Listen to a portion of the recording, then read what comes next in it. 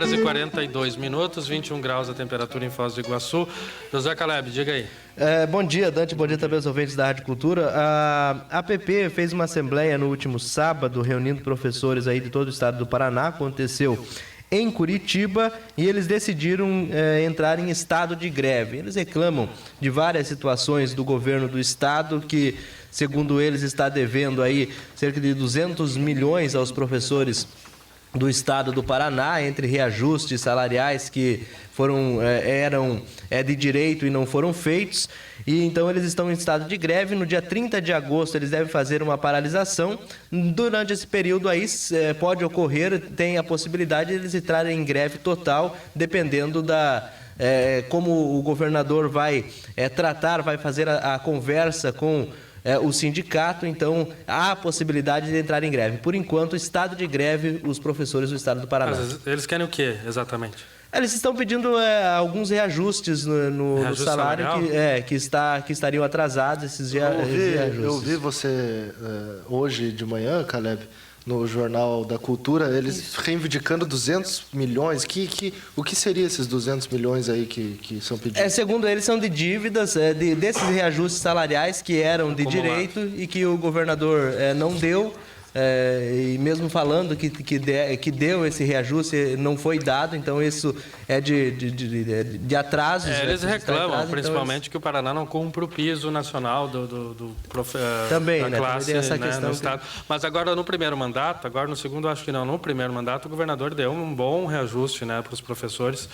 Falando em possibilidade de greve, quem pode parar também é a Unioeste. Tem uma informação dos bastidores ainda, né, Caleb? A Unioeste está desde o início do ano também fazendo reuniões. Desde o início de todos os anos, né? Porque eles sempre anunciam que vão parar. E que, segundo eles, o repasse que o governador está fazendo à Unioeste não paga, não paga nem metade das dívidas e eles estão desde o início do ano fazendo essas reuniões e esperava-se que passasse um dinheiro e esse dinheiro parece que não chegou ainda. Não chegou, não foi feito o repasse. E pode então ter uma greve da Eles Unioeste. chegavam a falar no fechamento da Unioeste, né? Sim, eles por falta de dinheiro.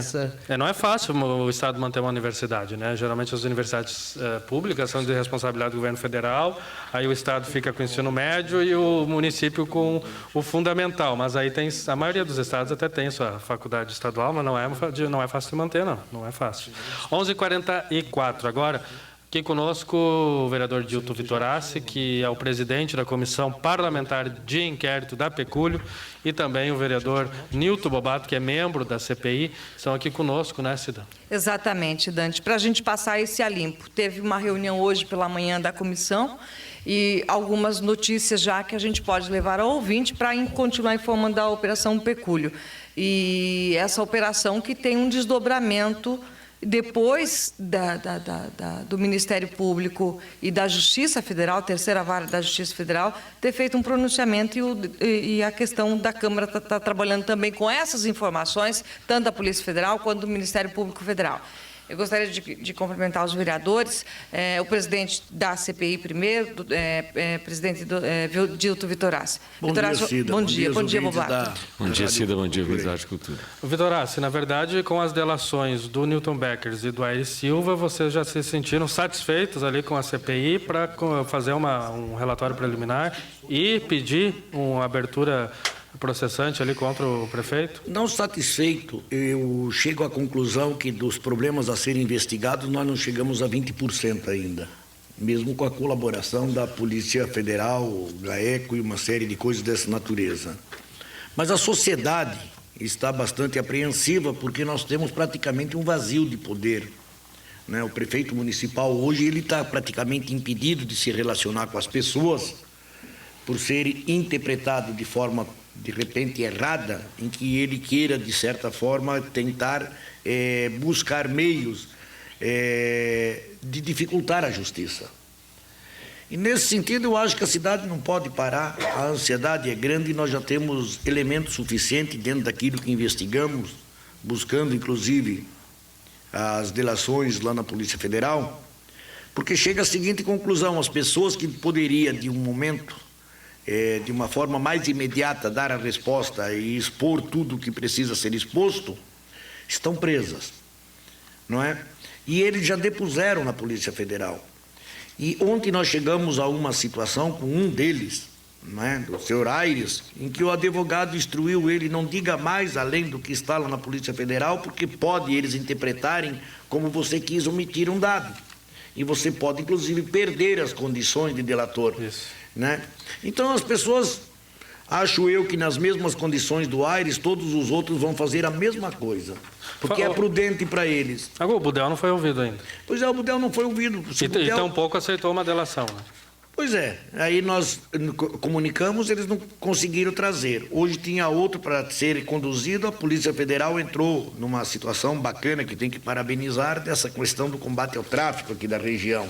Hoje, de novo, eles não puderam trazer o Gilney.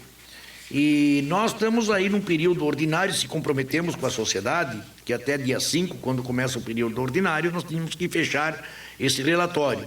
Os documentos que estão da Polícia Federal, na promotoria, que forneceram para nós há elemento suficiente, que de certa forma nós não vamos fechar a CPI.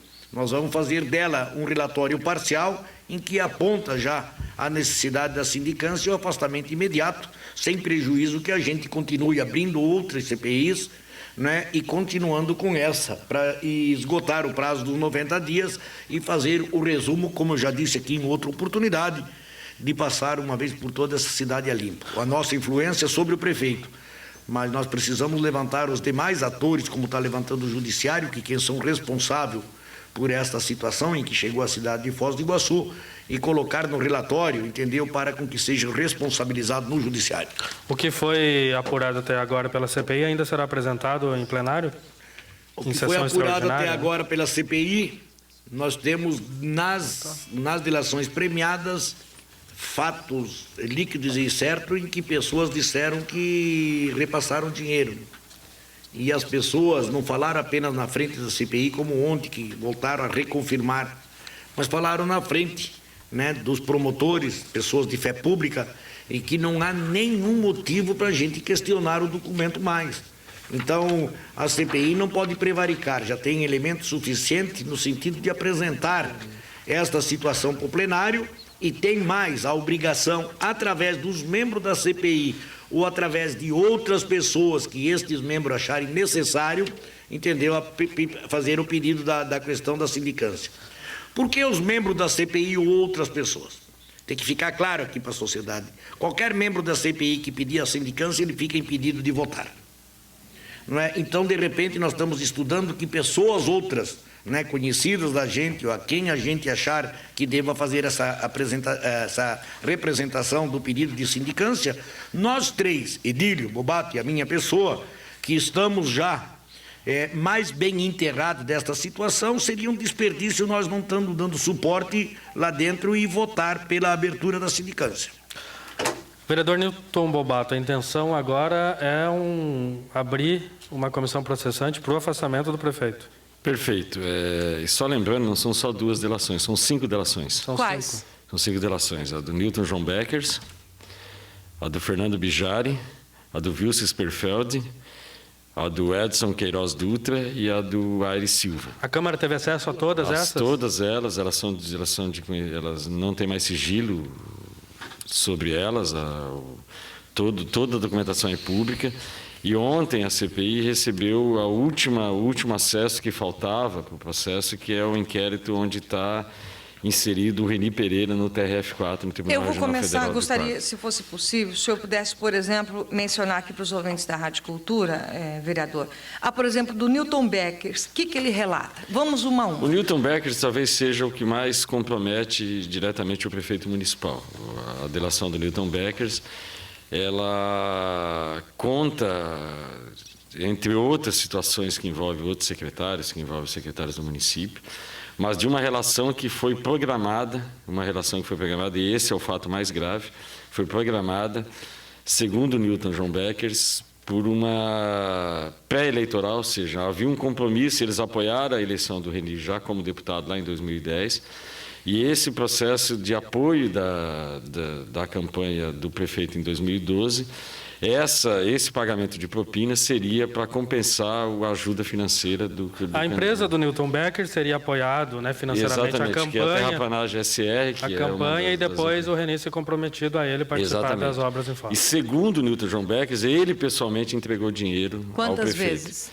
3 vezes. 3 ou 4 vezes. Quantias de 30 mil, de 40 mil, algumas vezes assim. Eu não tenho todos os dados assim na ponta da língua, mas existem, mas são valores nesse formato. Ele narra, inclusive. Ele diz para que área? Não, ele disse que o prefeito pedia, ele arrecada. Ele chegou a entregar dinheiro para outra pessoa fora o prefeito? Sim, ele disse que entregou dinheiro para o Aires Silva, que o Aires confirma. Ele disse que entregou dinheiro para os secretários municipais. Ele cria uma relação de nomes de pessoas. Para vereadores? Não, para vereadores não. Ele diz assim, o que eles dizem relacionado à Câmara? Que segundo as pessoas que pegaram, inclusive, era para pagar o prefeito e a vereadores, mas diz que eles, pessoalmente, nunca entregaram nada para vereadores, só há uma informação, mas não diz quem, quando, nem como, nem quem, o que seria esses vereadores. Alguma delação, ele contava que o prefeito pedia o dinheiro para o empresário. Assim como os secretários também pediriam a mesma coisa. Vereador, né? Sim, mas ele, pessoalmente, nunca entregou para nenhum vereador, segundo a delação premiada. Vereador, a segunda pergunta que eu faço. Fernando Bijari, o que disse? O Fernando Bijari repete mais ou menos a confirmação do que diz o Newton John Becker, fala dessa relação, o Fernando Bijari era da empresa do Tapa Buraco, que era de onde saiu a maior parte da propina, ou seja, que segundo o Fernando Bijari, as medições da operação Tapa Buraco era sempre feita maior, era esse o formato, ou seja, num total que dava mais ou menos 50% dos valores de cada obra, e de envolvimento com outras empreiteiras no mesmo processo, e o pagamento era feito do Fernando Bijari sempre para o secretário de obras do momento. Ele fala dos 3 secretários de obras, ele fala tanto do Evori, como do Budel, como do Cristiano. E dos diretores, ele fala do Girney e do Aires Silva. Quantias?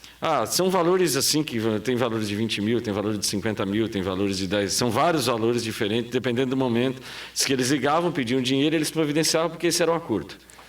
O Edson Queiroz disse o quê? O Edson Queiroz é de uma empresa que era utilizado como uma espécie de laranja dessas empresas, porque a empresa do Edson Queiroz, que é a Queiroz Empreendimentos, não tinha estrutura para tocar as obras. Então ela ganhava a licitação, entrava na disputa da licitação e ele ficava com 3% do valor arrecadado, do valor da obra que ele disputava, e quem executava a obra era uma das empresas do Newton John Becker.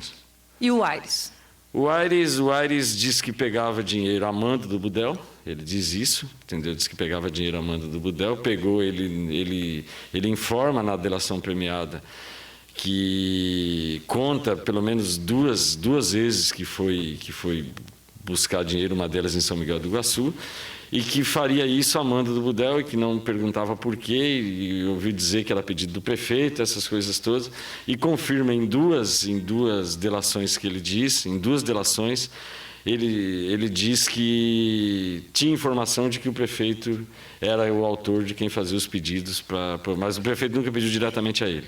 Só te perguntar, o Fernando Bijari é de qual empresa? Fernando Bijari da Ativa, construtora de obras de Itaipulândia. O Newton Beckers? Da SR e da própria Ativa também, das 2 empresas. O Wilson Sperfeld da Visual e Projetos. Tem o envolvimento dele direto num pagamento de uma propina que o Aires teria ido buscar em São Miguel do Iguaçu, no valor de 20 mil reais, e que ele confirma que entregou o dinheiro para o Aires. E daí eu te pergunto assim... Só para, antes de passar para o outro,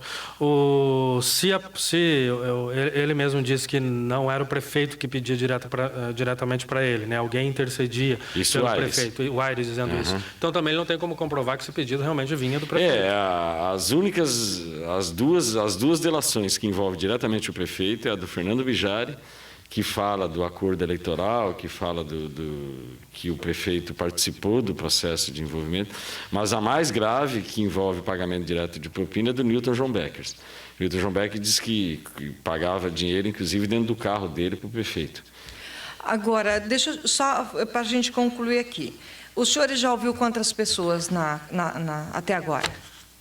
Não fiz a conta. Foi mais de 15. E mais de 15, né? Vocês pretendem ainda ouvir o Carlos Juliano Budel?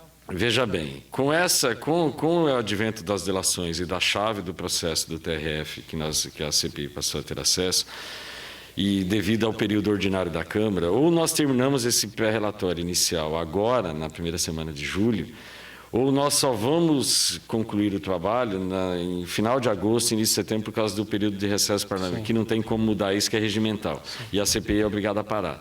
Então, assim, por uma decisão de conjunto, para que a sociedade, que é isso que o Vitor Assis falou, para que a sociedade tenha uma resposta, que espera uma resposta da Câmara de Vereadores imediata, a ideia foi suspender todos os depoimentos para concentrar no relatório. Nós temos 2 ou 3 dias para concluir essa primeira etapa do relatório, para ter tempo dele ser votado na próxima semana, o caso do pedido de comissão processante, para ser votado na próxima semana na Câmara de Vereadores, e fazer todos os procedimentos que precisam ser feitos se a Câmara concluir pelo afastamento do prefeito municipal. Entendi. Vamos fazer um intervalo, Cida, daí a gente continua? Depois eu gostaria só assim, nós falamos dessa primeira etapa, que é a parte de só para obras. deixar registrado, assim, que nós fizemos a convocação do Budel, e por um problema que caiu justamente no dia que era daquela operação, da terceira fase da Operação Pecúlio, e a polícia não teve condições operacionais de trazer. Então, não é que a Câmara não quis ouvir o Budel. E do Girney?